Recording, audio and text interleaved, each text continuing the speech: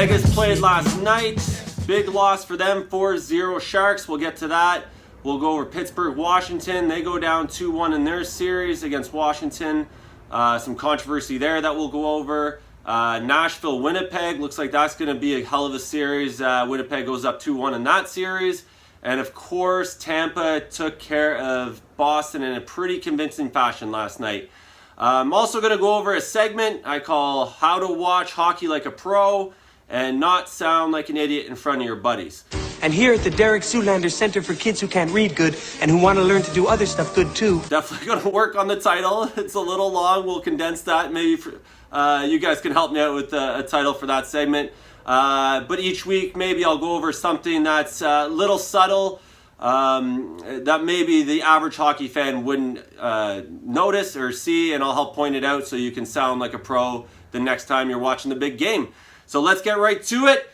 First of all, Boston, Tampa last night in Boston. Big game, and they got owned. I know there's a lot of upset Boston fans where I'm from in Maine here because they got dominated yesterday physically on the scoreboard, goaltending, you name it. They lost that game in pretty embarrassing fashion to go down in that series 2-1. So that was a big loss for the Bruins. A home game, and I think they scored the first 2 goals against in the first 5 minutes, which you can't do at home in the playoffs. It just sucks the energy out of the building, and they just could never recover. Boston is struggling from a lack of secondary scoring. If they don't get Pastrnak, Marchand, Bergeron on the board, who scored their only goal, they're looking like they're in trouble. And the funny thing is, it's the reverse for Tampa, where their big guns, Kucherov, Stamkos, are not performing well, but they're still finding a way to win, and that's what you have to do in the playoffs. So Boston's in trouble, I think. It's definitely a must-win tomorrow night in Boston. They need to tie that series up, or else I think they're going golfing pretty soon. But Nashville, Winnipeg, that was another hell of a game. 7-4 for Winnipeg. I think the score, doesn't reflect how the game was played. A couple empty netters. So I think that series is going to go 7. Again, though, I think it's a must-win for Nashville next game. They're just letting up too many goals right now.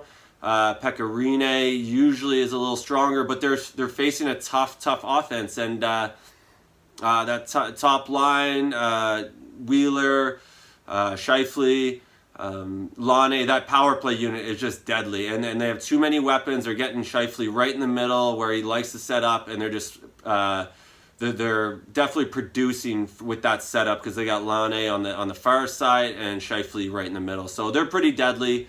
So I actually like Winnipeg to take that series, but I know Nashville's not going to go down without a fight. So that'll be interesting. Pittsburgh, Washington, what a series this is turning out to be. Washington wins that game, but not without controversy. Tom Wilson suspended for 3 games for the high hit. And just his demeanor, I think he's got away with one in the Columbus series, a high hit, a couple of sketchy plays before the hit last game. So I'm glad they nailed him. I hate that he's smiling on the bench and laughing, and now he's cost his team big time, I think. And I don't think Pittsburgh's going to let that down. They're going to use it as momentum. And it's definitely a distraction. I can't stand players like Wilson where they go around running around. You have to play on that razor's edge without going over the line, and he just consistently goes over the line. And Washington is so volatile in the playoffs, they can't afford this type of controversy and distraction. So I look to Pittsburgh to take advantage of that, and I think we will not see Wilson again this year. And Pittsburgh is going to win the next 3 games while he's out, is my prediction.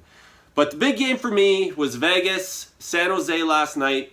4-0 San Jose. I followed it on Twitter. I followed it on the live feed on Facebook. And the Vegas fans were in pure panic mode. And I just want to say to them is relax. All right. Vegas is a first season in the league. They're doing well. The series is tied 2-2. Everyone's hitting the panic button. The refs are screwing us, this and that. Fleury's not playing well. He had his first off game. He had to come down to earth. All this jazz. If you thought Vegas was going to just lose one game and win the cup and, sunshine and roses all the way back to Caesar's Palace, you're sadly mistaken. Okay, the playoffs are a grind. They're a tested team, I would say, in the regular season. They had to go through a lot. Sure, they've had a lot of success, but no team's winning the cup breezing through, not losing any games. So don't worry, Vegas fans. They'll bounce back. They're going back home where they're super strong. So I'm not worried about it. What I am worried about is Vegas fans freaking out. Relax a little bit, and things are going to be all right. They're going to lose games. They're not going to win every game. So don't hit the panic button, and have faith in the Golden Knights. I feel like they're going to bounce back strong, and I'm not too worried about it. But it will be a hell of a series. It's going to come down to, at least 6 and maybe now 7 games. I wouldn't shock me for Game 7. But the Vegas Knights have home ice advantage, and that's why they fought so hard in the regular season to get that. And they're super strong at home. So don't worry, hang tight, and be positive. The one thing I can't stand, and this is basically across the board on all the teams that I see, with Toronto in the first round, now Vegas, and if you look at any team that loses, it's always the referees. And it's something I can't stand, really, because a call goes against your team. Of course, the refs are conspiring. They want San Jose to win the cup. They don't want Vegas to win the cup, which doesn't make any sense. To have Vegas go far in the playoffs, that market is booming right now. Why would they not want them to do well? It just doesn't make sense. And I hate these little memes and all this stuff where it's, the fourth line for San Jose and they show the referees. It just gets a little much, and I don't know. It just shows it's an excuse why we lost and all this stuff. So just stop blaming the refs. Just say, hey, we lost a game. It happens. It's the NHL. It's tough competition. They're going to lose. Don't blame the refs every time. Sure, they're going to make bad calls, but it goes both ways. And I don't care if you throw something at the TV during the call, but the next morning when you wake up, take a breather, relax, readjust, and process what happened. I'm not mad! We lost. Sure, they missed some calls, but it always goes both ways. So don't worry about it. And that brings me to my segment I wanted to bring up, which is how to sound like a pro watching hockey and not sound like an idiot in front of your buddies. And I'm going to use this as an example. It was the second goal last night against Fleury. It was the end of the period, and Dongstoy was basically went end-to-end and sniped top corner. Now, if you look at this goal, so many things go wrong here that zero are Fleury's fault, which is when I went to the Twitter feed right after the goal, and everyone was just saying, oh, Fleury was bound to let up a bad goal, and Fleury, he couldn't hold off this performance the whole playoff series. And if you break this goal down, especially if you played hockey, I played defense, basically the only person that's not at fault here is probably Fleury. So if you break down this goal, Dongstoy gets the puck near his own end here and basically has the whole neutral zone to go full speed. I think the Knights make a pretty questionable line change. So the forward stepping up here has no speed. He's flat-footed. So Dongstoy is able to just duke him a little bit and get around him no problem. And now this presents a problem for the Vegas D. They're not able to stand up on the blue line and get this gap control, it's called. So I'll explain gap in a second. But they're not able to get up to the red line, back up to not give Dongstoy all that room. If you notice here where he shoots the puck, he's right on top of the circle, through the legs of 2 defenders. So Fleury's facing a shot from a guy going 100 miles an hour, full speed, no one in his way, and shoots through the legs.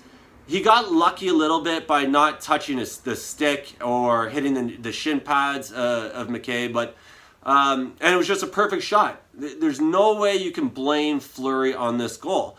Sure, if he makes that save, it's a spectacular save. It would have been timely at the end of the period. But if you look at the D's gap here, and what the gap means is the space between where the forward has the puck rushing the ice and where the defense are standing. And if a good gap control, it's called, is if the D are tight, where that forward now cannot pick up speed enough to come in full speed and get a shot.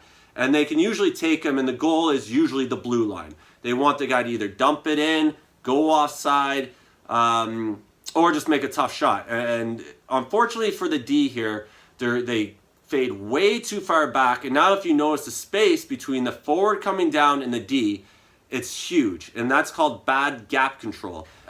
So many mistakes on that play, 0 were Fleury's fault. So next time you're watching hockey with your buddies and they're yelling at the goalie, point this out and you're going to sound like a pro.